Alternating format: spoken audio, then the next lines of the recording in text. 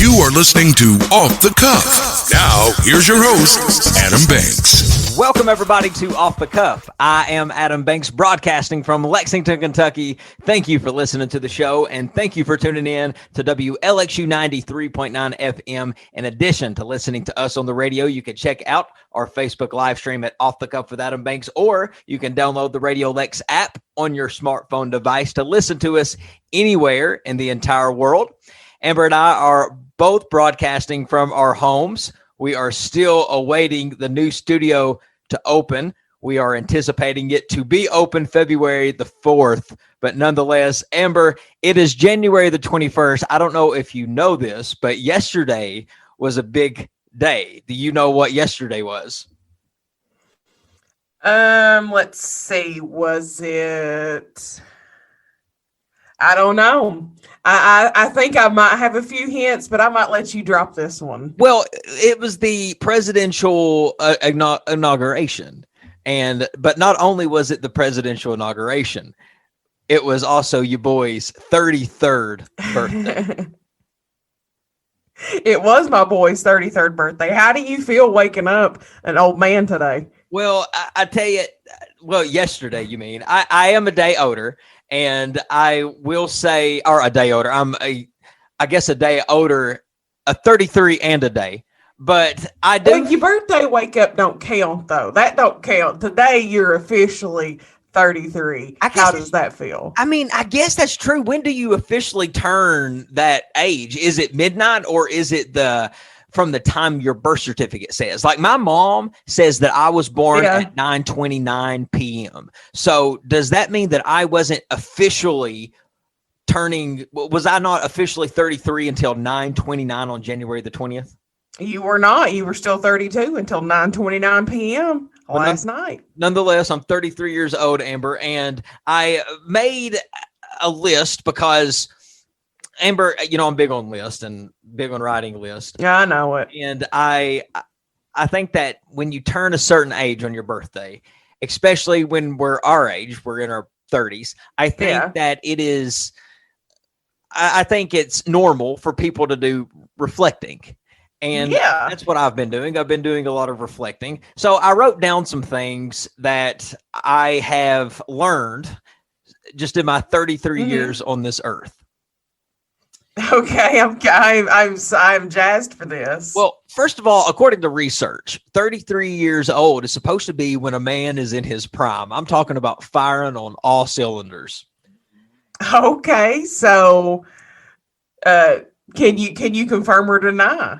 Are you firing on all cylinders right now? I mean, I feel like that I am. I feel like that I can do pretty much that I want anything that I want my body to do, I can pretty much do except touch my toes. I can't do that. But my body can pretty much do a lot of other things. But other than that, I think that biologically, they say that 33 is the prime a man is in. And it makes sense. I don't know if it has anything to do with the fact that Jesus Christ lived 33 years old as a man on this earth. I don't know if that has anything to do with the biology of 33 being the prime of a man, but I feel pretty good. I don't really feel old in my body, but one of the things that I do feel like a lot of the times is still a child. And like I've talked about last year, I still don't know when I'm going to grow up and look like a grown man. Like David grown, or just grown man in general? Just grown man in general, like Travis Tritt grown, Alan Jackson grown. When am I going to look like that? Because I'm still looking very boyish, very NSYNC-ish, Backstreet Boy, and I'm really not trying to look like that. Well, I think the thing that baffles me is, sometimes when I go back and I watch those 90s talk shows, I'll see some people and they'll say their age and they'll be like 33. And I'm like, bulls, I could have swore he's 52. And then I'm sitting there and I'm like, wait, we're not the same age. Sis, we ain't the same. I don't know what happened between our parents' generation and our generation, but I'm really starting to think that we're aging very gracefully compared to them. Well, some of us. Are you starting to get just a tad bit of gray hair? Because I'm getting just a little around the temples, and it's starting to freak me out. It is. I'm getting all kinds. It's starting to really. Yes, everywhere. Salt and pepper, baby. Salt. That scares me to death. It terrifies me because it reminds me of the mortality that we have. Like, it lets me know that, hey, I'm getting closer to getting old, which therefore means eventually death. No, don't let it bother you though, because you're only just $6 away from a fix. That's what I think. $6, I'll just cover it right up. The gray hair, really, it don't really bother me. It really don't. I think that a lot of women, I've heard through the grapevine that a lot of women find gray hair on men attractive. Why is that?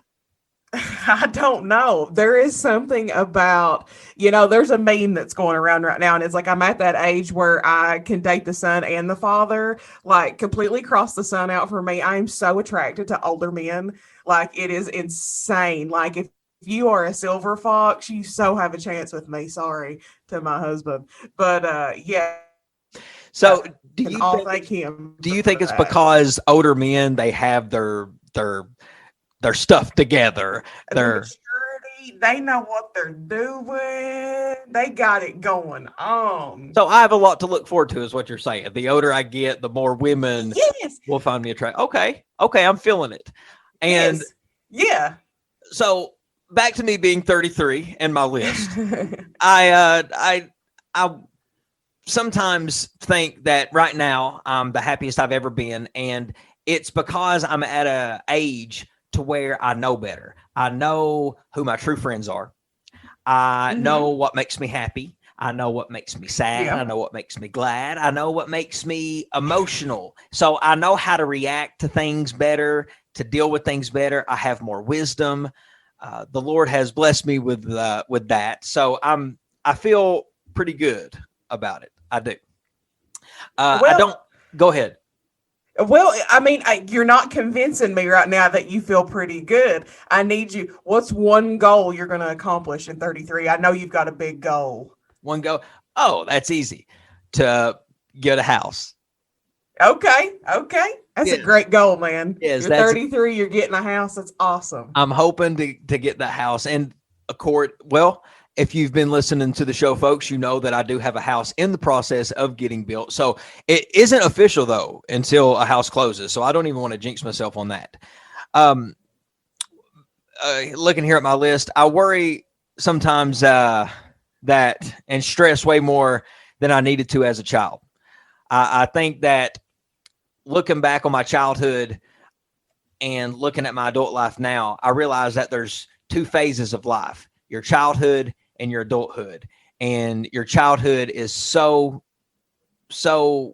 small. It's just a small fragment of your life. And I feel like I enjoyed my childhood, but I feel like, and I say all children around the world, because it's life, can agree to this, that we worry way more than what we need to as children about the silliest things. Yes. When I think back to the things that used to bother me when I was growing up, there are things that don't even blimp on my radar now. Like, I can remember, I used to have a thing about getting stuff on my clothes. Remember, I carried that Tide to Go pen around with me everywhere I went. Now I spill something, baby, we're wearing it the rest of the day. But back then I would have been mortified. But true. And I think that I don't want to worry my life away. I want to enjoy and embrace life. We were talking about me worried about gray hair. I'm not really worried about anything, because I don't know if any of my listeners follow me on social media, but I don't post many photos of me. But I posted a photo today that the co-host Amber took of me. Great photo, by the way. And can you believe photo? Can you believe that the background of that photo was at my apartment complex? I mean, that's what's crazy. It was a beautiful, guys, I didn't understand what he was trying to tell me when he said, "Hey, there's this cool place over here. Let's go look at it." And I've got to start giving my boy more credit than what I give him. So I give you mad credit. So if you guys see me with some pictures there, don't be judging. But I took a picture and I made a post, and pretty much my post was me celebrating life. I am so happy to be alive. Life is such a beautiful thing. Sit and think about it. Really, just sit and think about how beautiful life is. Not many people get to live what we all get to do. breathe, eat, smell, sit down, watch. The things that we get to experience is life. And every year is such a blessing every day. And I hear people saying, man, I don't want to turn 40, don't want to turn 50. You better hope you turn 40.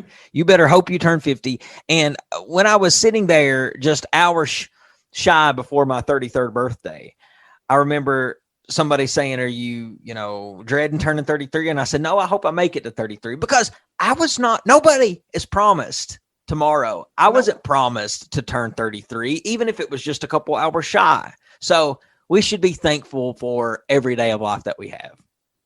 I completely agree with you on that. I completely agree. I've started to reclaim my own life. So I hope by the time I get to 33, I'm going to be in a good headspace like you are. It gives me something to keep driving towards, understanding that to have the love of waking up every day and celebrating life every day. So that's going to be my goal for 2021, is to carry that mindset.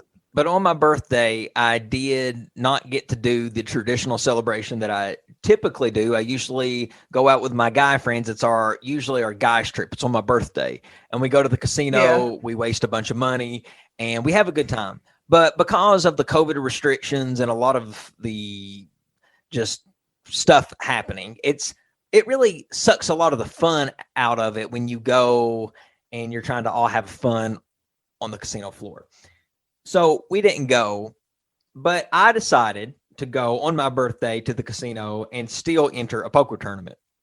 Well, when I get there, the poker tournament didn't do too well, went out very early, a lot earlier than I usually do. So that birthday luck wasn't rubbing off on me at all. Luck was not a lady tonight for you. It was not. But I had one of the most interesting nights I believe I ever have had at the casino. And I ended up, I usually don't do too well on table games, especially blackjack. I mean, blackjack's fun, but I usually am very conservative. I bet like $5, $10, at most I might feel frisky and bet 15 at the blackjack table. But for some reason, I just met this guy. He approached me, and his name was Levante. There was Avante in it, and I don't know if it was a duh or something, but it was something Vante. Okay. And very nice guy, but interesting guy. And he said, bro, he was like, I can turn your money into thousands. And he, I said, you know what, dude, screw it. It's my birthday. Oh, and for some reason, he came up and told me that he was turning 43. And I was like, dude, that's crazy. I'm turning 33. And he told me first, so I knew he wouldn't BSing me that it was his birthday. So that's how we had a connection. Yeah.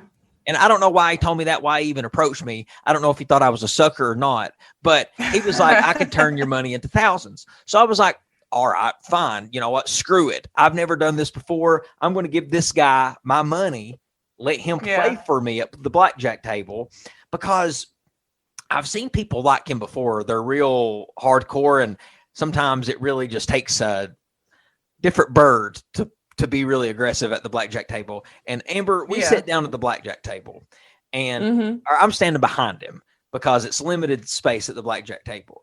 And he takes my money, and he is making crazy bets. And right off the jump, in 30 seconds, he wins $400 because he bets these little corner bets where if the dealer lays down a straight and he's got like something like a straight, like he gets like 400, it doubles his bet or whatever, or something happens, but he won like $400.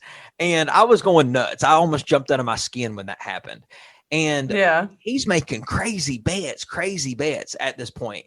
And then I was like sitting there thinking, I was getting real excited. And then I was sitting here thinking like, oh my God, what have I done? Like, how much am I going to get of this money that he's winning?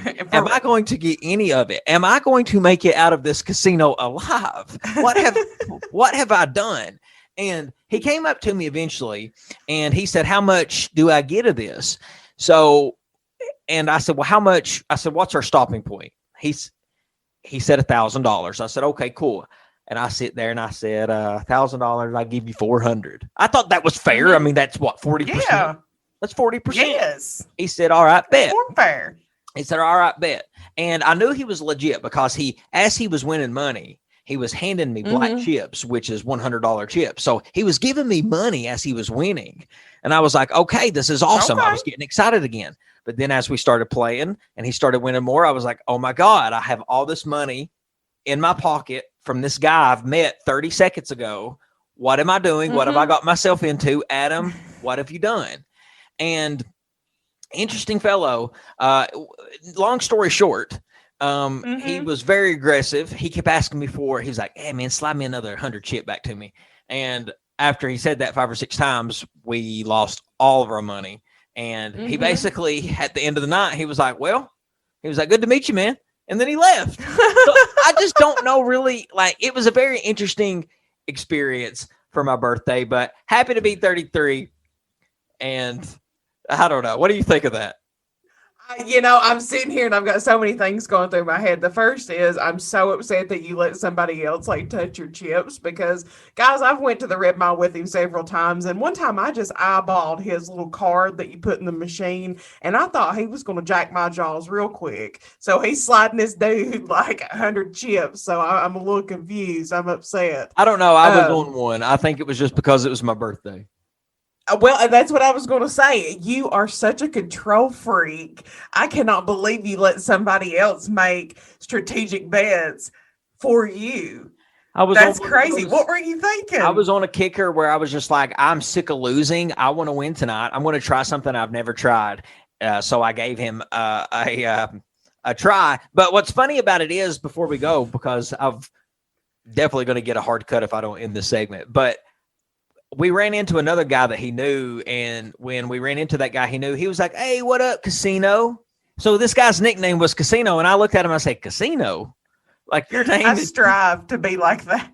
I was like, anyway, I don't know what I've done. I've given money to a guy named Casino I didn't know what was going to happen, but I'm alive and well, and I am 33. But ladies and gentlemen, we got another segment to go right here on Off the Cuff, so stick with us.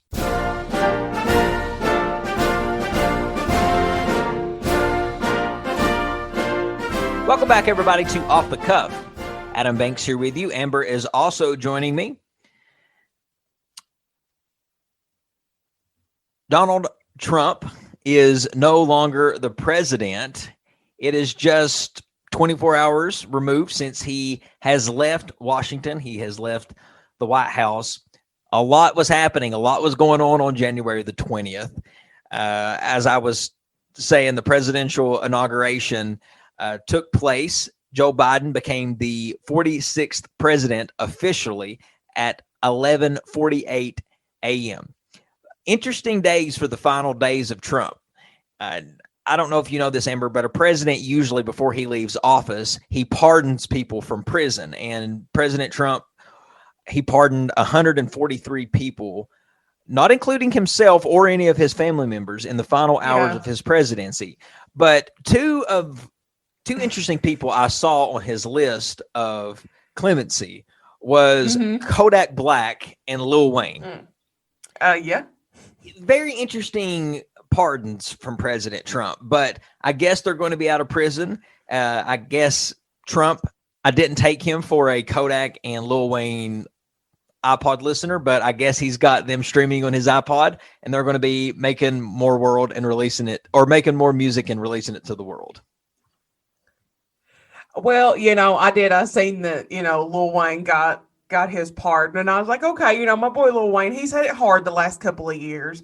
But did you see Joe Exotic, the Tiger King? He was anxiously awaiting to receive his pardon from Trump. And dude, he even had like a big Hummer limo waiting outside. Yeah. And I feel bad. That was sad. It was pitiful, wasn't it? Well, it was just, it was the statement that he released after, and he said that, maybe he just wasn't guilty enough. That's why he didn't receive a pardon. And I was like, Joe, I don't think that's how it works. Yeah, he said that, I guess I'm too gay for y'all to pardon. And I was like, no, it has nothing to do with you being gay, Joe Exotic. Probably had everything to do with you having a Hummer limo out in front of the prison. That, and Trump was not a fan of Tiger King on Netflix. He did not watch that. Or he probably didn't want somebody like you running around. I mean, this dude was crazy. But poor Joe Exotic, he's got to finish out his time in prison. I think he's got like 25 years. What was it that he did? I thought it was conspiracy to commit murder or the aggravated harassment. It was stuff with Carol Baskins. Okay. Well, he did not get pardoned. But so he pardoned those gentlemen, and he pardoned 143 people total. So also, for the first time in 150 years, President Trump became the first departing president that chose not to endorse the peaceful transition of power by attending the inauguration of his successor. So he only followed really one tradition. And you know what that tradition was? He left Biden a letter. He wrote Biden a letter, and Biden says that because the letter was personal, he is not going to disclose what was in the message and what was in the letter. It was interesting. I think sometimes I wonder what was in that letter. I think Trump would probably kind of give a heads up of what he's going to have to deal with. I would say, watch the media, they'll turn on you, things like that. But who knows? I don't know. That would be a really interesting letter to read because those are so intimate. And I wonder if you could even Google some other former president's letters from other presidents. I don't know if that's even a thing you could do. I mean, I'm sure you probably could. I'm not going to put much faith in the letter that Trump left to Biden having any type of substance to it, just because he left out of there so angry and so upset. And we've all written a note.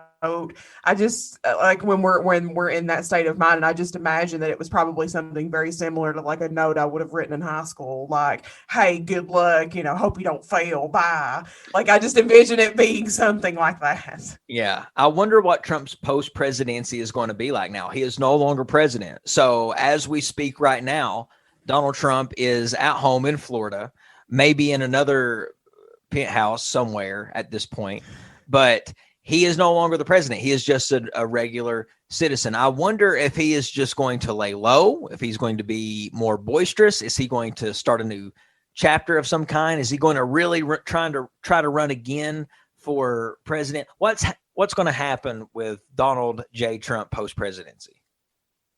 I think, in all sincerity, man, I really think this is just going to be one of those things that time just is going to tell.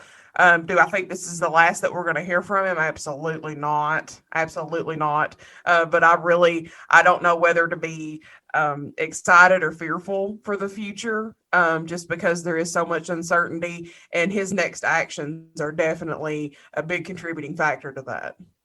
Well, at the inauguration, Kamala Harris was sworn in minutes before Biden was, and she became the nation's 49th vice president, becoming the first woman, the first Black person, and the first Asian person to serve as the second most powerful person in the government. And I don't know. Her attitude, I just cannot. For me, the likability of Kamala is just so bad. And I just want to give her hope. She's only been in office a day. So let's hope that she proves me wrong. I just think that her likability is just off the charts bad. I told you, she reminds me just of a boss that would get on to you for coming back from lunch 5 minutes too late. Well, and the great thing about that is we know she's not the one that's going to be completely in charge. She can't give us that write up for being 5 minutes late. And I do, I think she's got a terrible situation she's coming into. There's so much animosity. So I could just imagine she probably's got her guard up.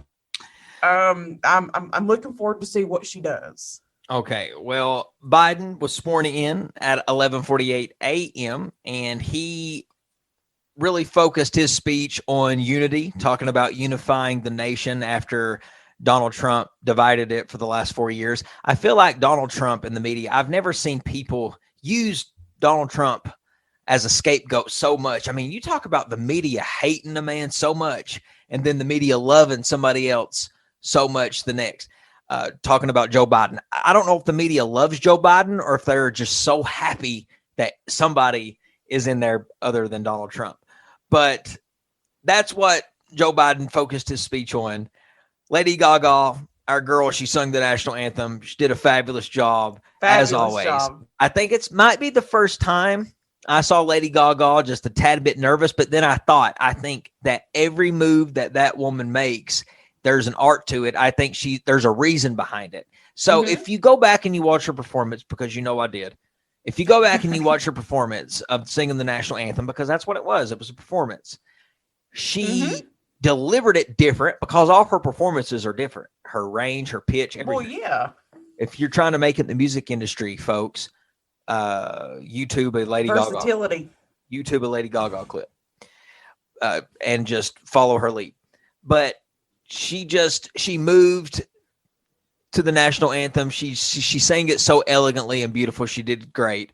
J-Lo came out and she sang America the Beautiful. I think J-Lo did a great job.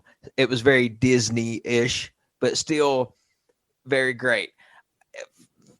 What's Joe Biden? I like his artistry. I don't know if it was Biden or Kamala Harris who was in charge of that, but I'm liking the artistry that they had representing them, Amber.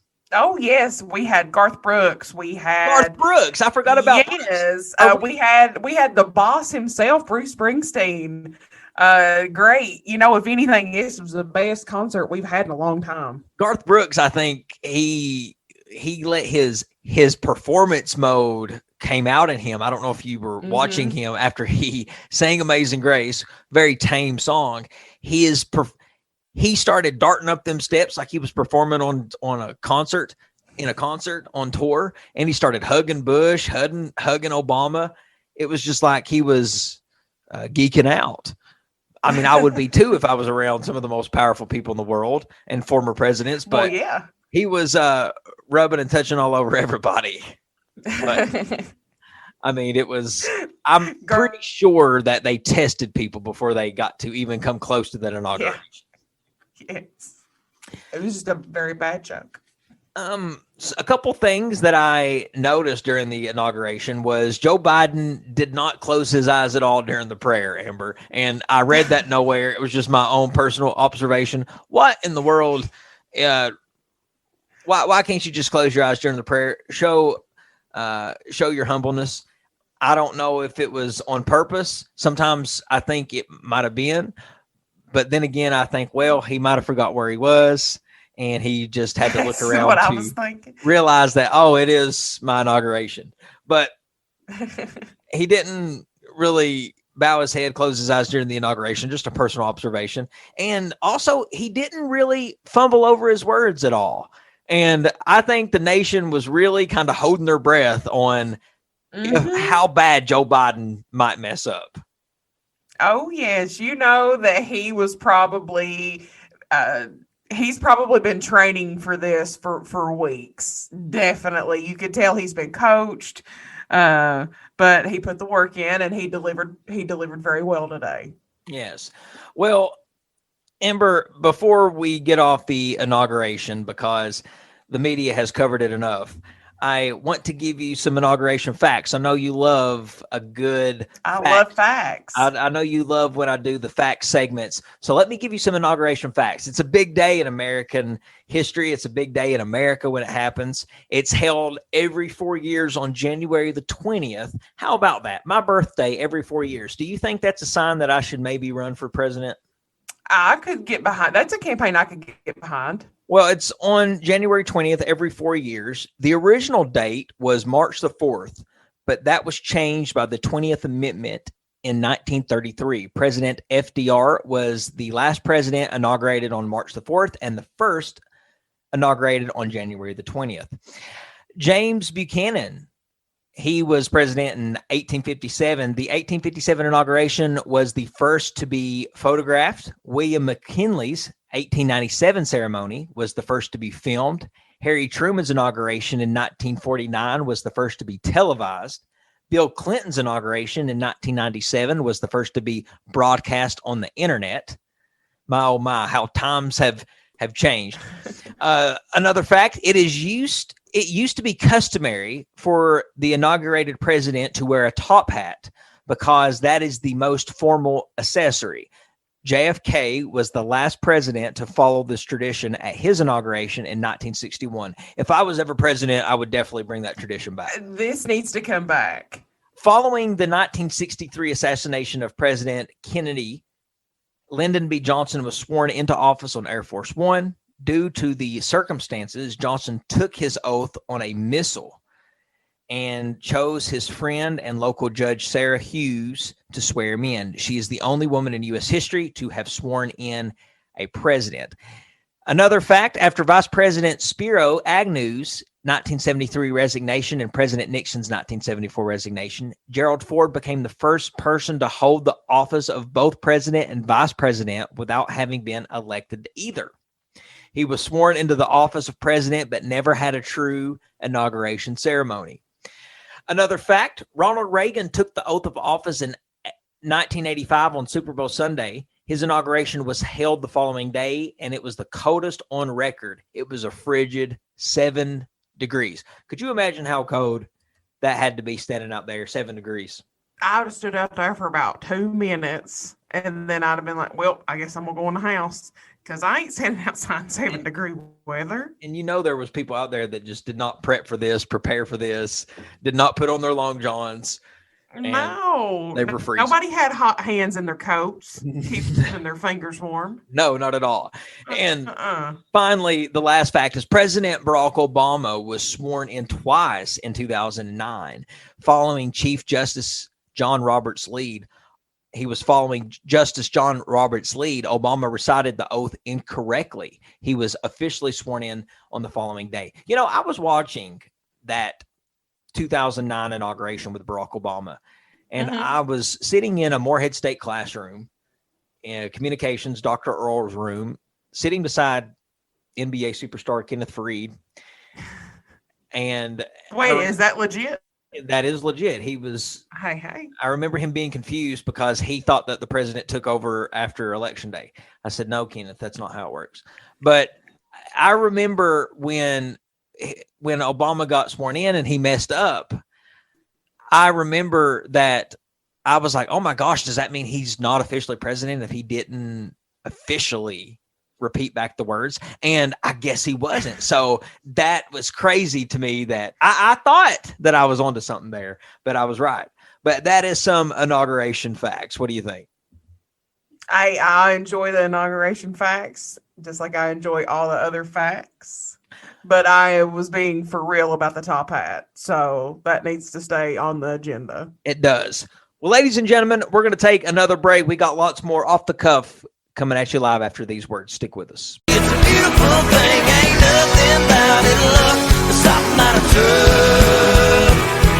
Ain't nothing about Welcome back, everybody, to Off the Cuff. Adam Banks here with you. Amber is also joining me. COVID-19 has definitely changed a lot of things. But Amber, unfortunately, COVID-19 has taken away something that we used to hold so dear when we were children. Apparently, the public school system is now saying that they are going to do away with snow days because COVID-19 has introduced to them a whole world of virtual learning. And now, because of the practices that they have learned, they have now decided that they can put in place a system to where they can eliminate snow days and they can actually have virtual learning on the days it snows. So kids actually will no longer get to wake up, look outside, see snow on the ground, put their covers back over their head, and go back to bed. They no longer get to stay up, wait for the weatherman to say it's going to pour the snow. They don't get to no longer get really excited and butterflies in their stomach as the radio man is talking about what schools are canceled in the area. They don't get to experience that anymore because now they have to wake up, see the snow on the ground, and get online because the school has supplied everybody with computers thanks to COVID-19. Isn't that a sad day that snow days are being eliminated? This quite possibly is the worst news that we have ever broken on Off the Cuff, and we've broken some pretty hard stuff. Are you being serious right now? Like they're really going to eliminate snow days? It's sad, isn't it? And COVID has given so many people creative ideas to do things virtually, but some of the things that just the camaraderie of doing things, the pageantry of doing things sometimes, it's something that you just can't match with a virtual concept. Or it's like going to the movies. I want to go to the movies. I don't want to watch a movie at home all the time. I want to go to the movies. I want to have a snow day. And there was nothing like having a snow day when you were a child. Teachers are going to be upset over this. I'm sure some teachers some teachers probably went into education for snow days. I think about half the people that we know that we grew up with that are school teachers. They absolutely 100% snow days was like top of the list as to why they became educators. Yes. I cannot believe that is actually something that they're taking away. I don't know if they're going to. I know some school districts have tried packets where they send home packets at the beginning of the school year, and they say, okay, if it ever snows, just do this packet. Worky booklet. I don't know if that worked.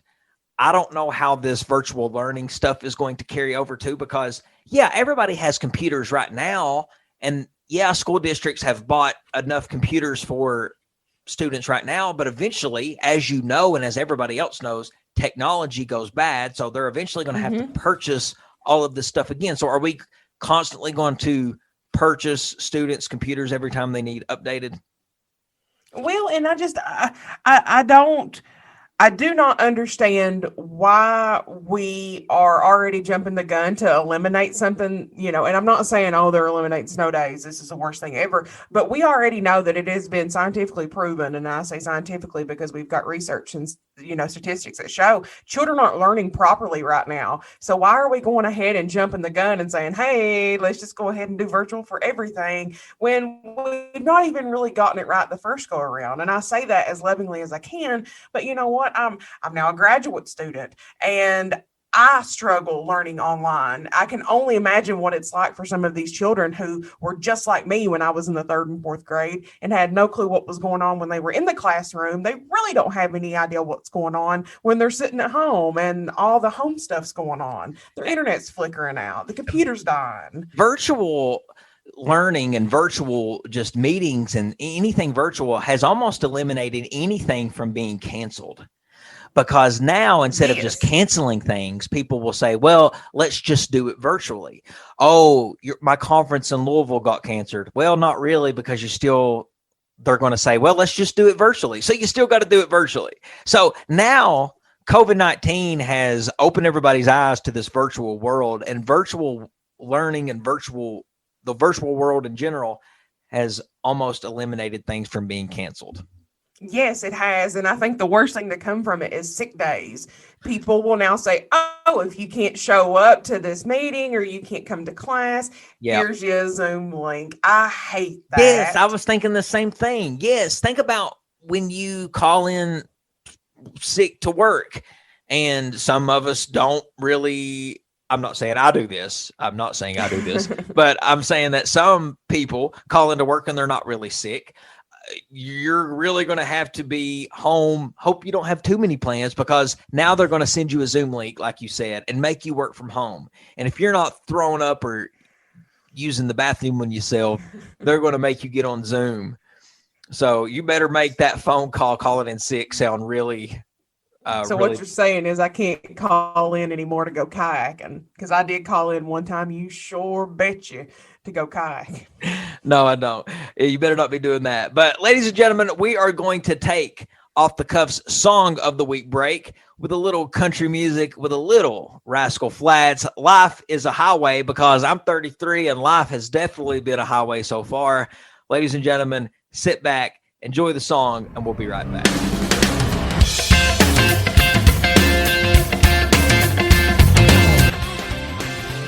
We were talking about people calling in sick to work. And Amber, you've been a supervisor before.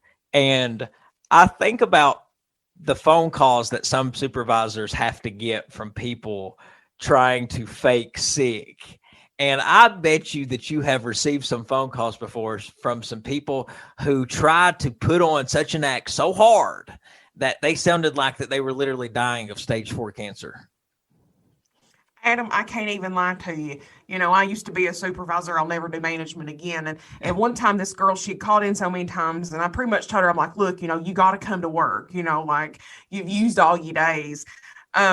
She, I guess, long story short, she either A, sincerely puked in a Kroger bag, or B, I think she dumped a thing of baked beans out in this bag, and she brought that in and she handed it to me. And as she's handing me this bag home, so I definitely get when people take it to the extreme on the call-ins. Yeah, but when people are calling in, do they sound really bad? Like, hello, yes, I'm so sick, and you ever feel like saying like, are you saying like, do you want to say sometimes like, calm down, you don't feel that bad? Well, I always want to be like, bro, you forget I used to just be an employee too. Like, I've used this before. Like, if you're going to be like me, at least act like me. You know, step your game up a little bit, Lord. Right. I always think about, like, sometimes what some of these supervisors hear, because, I mean, I've called in sick before, and I've probably made my voice sound a lot sicker than what I have been. But, ladies and gentlemen, we are going to take another break, our last break before our final segment of the show for this week. We'll be right back after these words. Stick with us. Not a wrong I've done, but it ain't my fault. Welcome back, everybody, to Off the Cuff. Adam Banks here with you. Last segment of the hour. Amber is also joining me. We are both broadcasting from our homes, awaiting our new studio to be open. Amber, did you see that Peacock TV renewed Saved by the Bell for a second season? I'm done with that app. That's if you gonna renew that trash, come on now. Are they going to let Dustin Diamond now appear on the show since he's announced his stage 4 cancer? Do you think that they're going to, because a lot of his castmates have been showing some love, been showing some sympathy. I saw Lart Voorhees posted a big tribute. Tiffany Thiessen, Mario Lopez posted a tribute to Dustin Diamond, wishing him well on his recovery, because he announced that he does have stage 4 cancer. Do you think that's going to allow him to maybe appear? Because once he's gone, he's gone. Once Dustin Diamond is dead, they can't ever have Screech back on Saved by the Bell. So I wonder if this is, I mean, before the announcement of Dustin Diamond saying, hey, I have cancer, I think that it was a no-go. I don't think that really they had absolutely not. They had no interest of bringing him back at all. They didn't care. They didn't care if the show tanked without him. They wasn't bringing him back. But now this is real. And seriously, I think it would be real for anybody you hear that you had problems with, you had issues with, you hear that they have stage 4 cancer. That changes everything, because the likelihood is not good. It's just not. Exactly. So I wonder if this has changed their tune at all. I sincerely hope that it has. And, you know, not only for Dustin, because, you know, they did, you know, growing up, if not more, because he was, you know, I think significantly younger than what they were. So I hope that they will allow him to come back to something that, you know, he helped create. He is one of the founding members of Saved by the Bell, and I think everybody knows that. And I just hope that Mario Lopez does not allow his attitude and his demeanor to come in between Dustin Diamond and the audience that, you know, has loved him for all of these years, and that audience being obviously us. Yes, he played that character Screech for 13 years. He was on that show longer than any of the main cast members. He was on Good Morning Miss Bliss for a year, the 4 years on Saved by the Bell, then a year on the college years, and then he did 6 years on Saved by the Bell, the new class. So 13 years. One of the best TV characters in history, Samuel Screech Powers, one of the best TV characters in history. 13 seasons of that guy. Say what you want to, Screech was a funny guy. What's your favorite Screech episode on Saved by the Bell? I love when Screech and Kelly finally get their moment and they kind of fall in love for that just one episode. I love that Screech episode. But what's your favorite Screech episode on Saved by the Bell? I think my favorite Screech episode is when they try to sell him being an alien to the tabloid because he had dental surgery. Yeah. And Zach loses his ham radio. Like I just always enjoyed that one. I was like, I wish I had that super ability. And also, I love when they put Screech in the Tori Spelling episodes and his Screech spaghetti sauce episode. That was a good one. Yes, that's a good one. Great Screech episodes. He was funny. Screech had his moments. I think that he was really funny in the original Saved by the Bell, the college years. He was funny.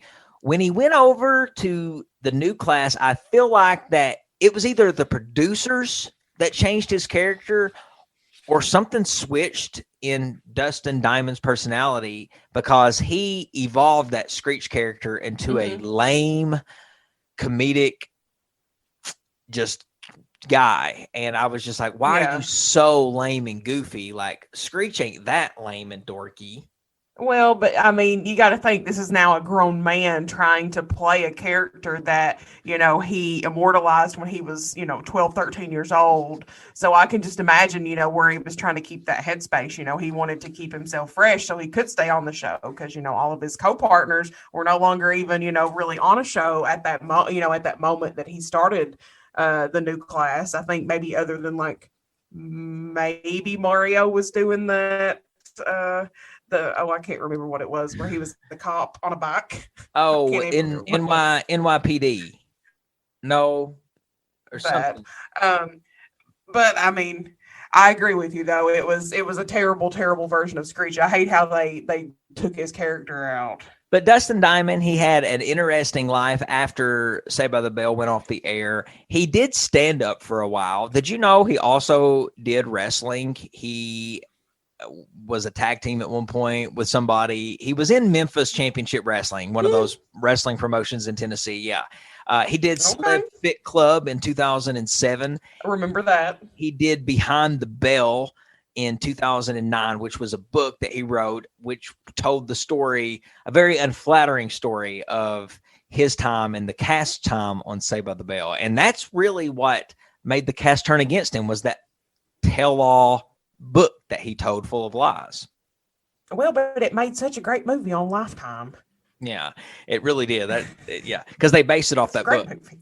But he was also arrested and convicted for his role in a fight at a Wisconsin bar in 2014, in which Dustin Diamond stabbed another bar patron in the armpit with a switchblade. So he filed for bankruptcy in 2001, which is sad. It's sad when you hear of stars that you grew up watching on TV. You just think they have all this money, but yeah, they're rolling in the dough. No, I mean, especially those Saved by the Bell characters, they wasn't getting paid. I bet you they wasn't getting paid $4,000 an episode. Probably not, especially for that time frame. Saturday morning, it was, they were lucky in the late 80s, early 90s. But we don't know the exact cancer of what it is.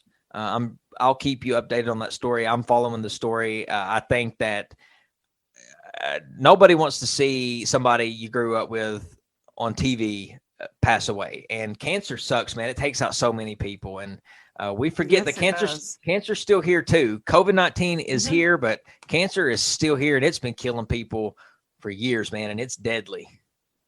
Yes, it is.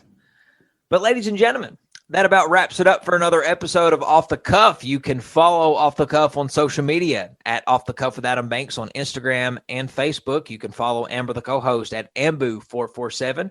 You can follow me, the host, at The Adam Banks. You can download the Radio Lex app on your smartphone device to listen to new episodes every Thursday from 4 to 5. Or you could just turn that dial to 93.9 and listen to us. We're on podcast too, wherever podcast episodes are streamed: iTunes, Spotify, YouTube, etc. Ladies and gentlemen, that is Amber Turner. I'm Adam Banks, and this is Off the Cuff. We'll see you next Thursday from 4 to 5.